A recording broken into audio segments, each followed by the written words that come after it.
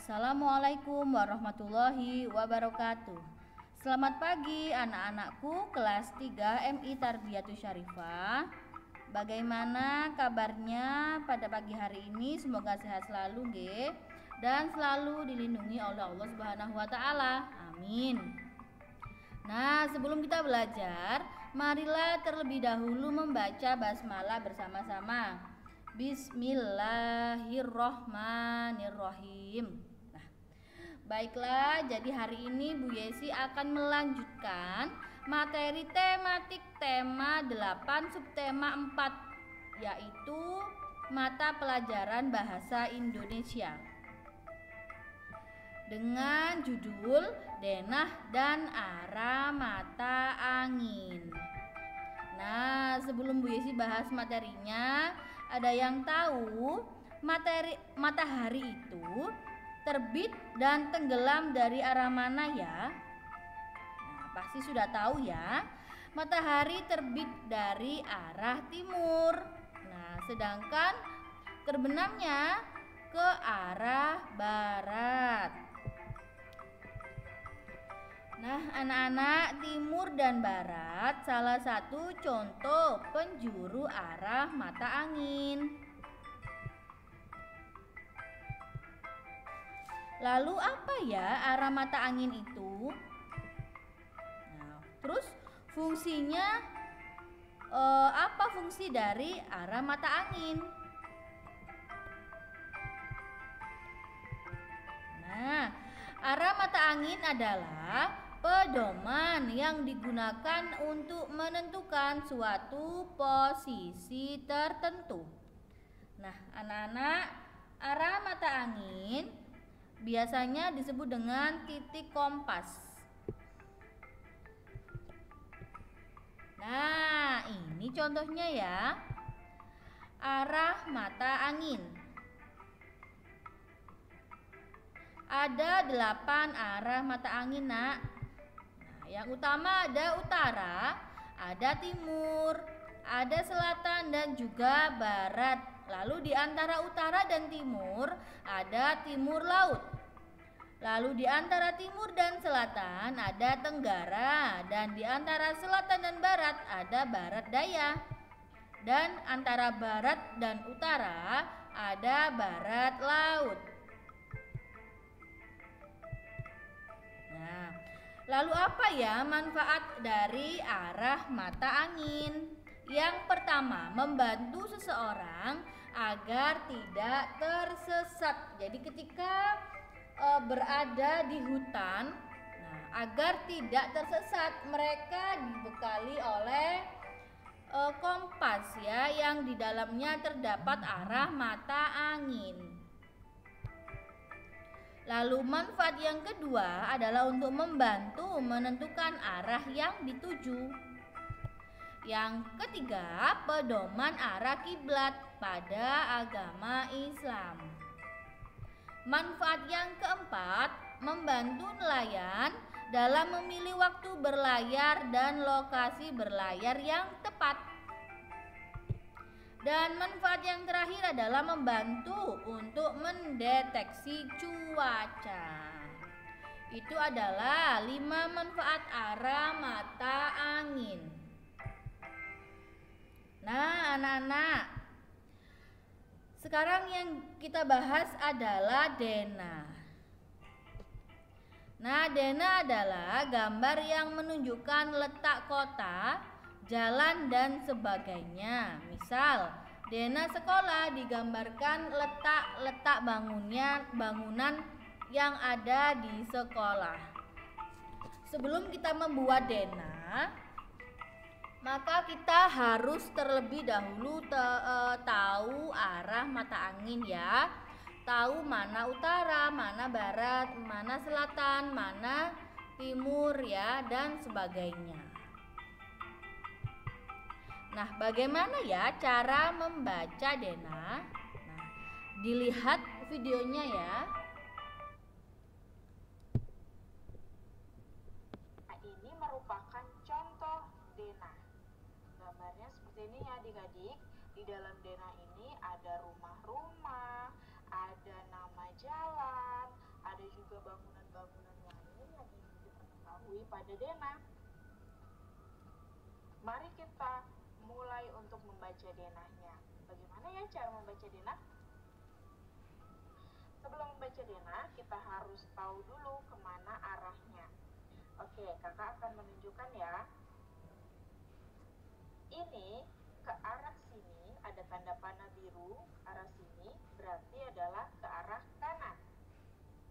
Nah, berarti jika tanda panahnya ke sini atau ke arah sebelah sini adalah arah kiri.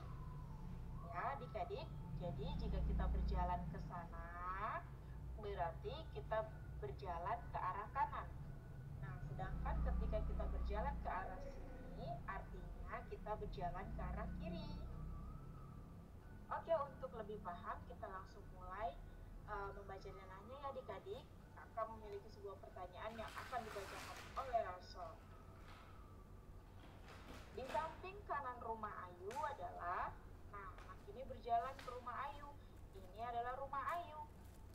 Di samping kanan rumah Ayu, berarti dia berjalan ke samping kanan. Di samping kanan rumah Ayu ada rumah apa ya? Nah, di samping kanan rumah Ayu adalah rumah Siti. Ini rumah Siti ada di samping kanan rumah Ayu. Nah, adik-adik ingat ya, penulisan huruf kapital pada kalimat ini harus tepat. Misalkan seperti ini. Di awal kalimat kita menggunakan huruf kapital pada kata di. Di samping kanan rumah Ayu adalah rumah Siti. Nah, selain di awal kalimat menggunakan huruf kapital, kita juga menggunakan huruf kapital pada nama orang, yaitu ada Ayu dan Siti. Kemudian yang tidak boleh lupa juga adik-adik, setiap di akhir kalimat kita harus menambahkan titik. Tanda titik ini berarti kalimatnya sudah habis. Penggunaan huruf kapitalnya harus benar dan digunakan juga tanda titik pada akhir kalimat ya untuk mengakhiri kalimat. Kemudian ini ada pertanyaan lagi. Di depan rumah Bayu adalah rumah titik-titik. Anaknya sudah berada di rumah Bayu. Di depan rumah Bayu berarti dia akan berjalan ke depan menyeberang jalan Ki Hajar Dewantara. Kita lihat ya, di depan rumah Bayu adalah rumah Adi. Nah, ingat ya adik-adik, ini juga penulisannya harus benar. Diawali dengan huruf kapital dan setiap nama orang diawali dengan huruf kapital. Kemudian di akhir kalimat juga ditandai dengan tanda titik. Adik-adik sudah paham belum? Nah, jika belum paham, mari kita lihat lagi pertanyaan selanjutnya. Rumah siapakah yang terletak di ujung paling kanan Jalan Ki Hajar Dewantara? Nah, ini adalah Jalan Ki Hajar Dewantara. Yang ditanyakan adalah rumah siapa yang terletak di ujung paling kanan. Berarti anak ini harus berjalan ke arah kanan ya. Kita lihat. Ada rumah siapa ya yang berada di ujung paling kanan? Rumah yang terletak di ujung paling kanan Jalan Ki Hajar Dewantara adalah rumah Budi. Nah, adik-adik, kakak ada pertanyaan lainnya. Nah, tapi sebelum pertanyaan lainnya, kakak ingin menjelaskan dulu ya. Nah, untuk bangunan di seberang jalan sini, untuk bangunan yang sebelah sini, arahnya berbeda dengan bangunan yang di seberang jalan sini. Arahnya berlawanan ya. Jadi ketika kita berjalan ke sini, ke arah sini, artinya adalah ke kiri. Dan berjalan ke arah sini, ke arah tanda panah yang ini, artinya kita berjalan ke sebelah kanan. Jadi arahnya berlawanan dengan bangunan yang di seberang jalan sini ya adik-adik. Karena kita membayangkan bangunannya menghadap ke jalan. Oke, untuk lebih memahaminya, kakak memiliki pertanyaan. Di manakah letak posyandu? Nah, kita cari dulu. Ini adalah posyandu. Posyandu terletak di di sebelah kiri rumah Bayu. Nah, ini posyandu dan ini rumah Bayu. Jadi posyandu terletak di sebelah kiri rumah Bayu ya.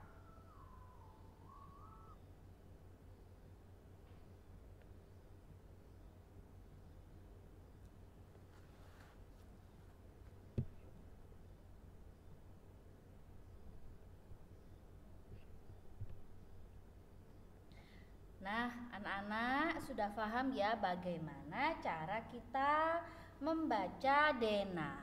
Nah, sebelum membaca denah, maka kita wajib ya tahu mana kiri, mana kanan, mana utara, mana timur, mana barat, dan mana selatan ya, seperti itu. Nah, untuk tugas kalian di rumah yaitu mengerjakan LKS tema 8 subtema 4 ya, mengerjakan evaluasi LKS tema 8 subtema 4 bahasa Indonesia nomor 1 sampai 5 dan yang Romawi 2 nomor 1 sampai 5. Nah, sekian yang bisa Bu Yesi jelaskan untuk kalian semua. Semoga kalian semua paham dengan apa yang Bu Yesi jelaskan.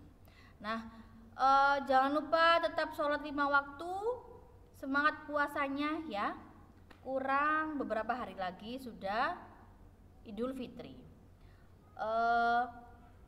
Sekian. Wassalamualaikum warahmatullahi wabarakatuh. Sampai jumpa.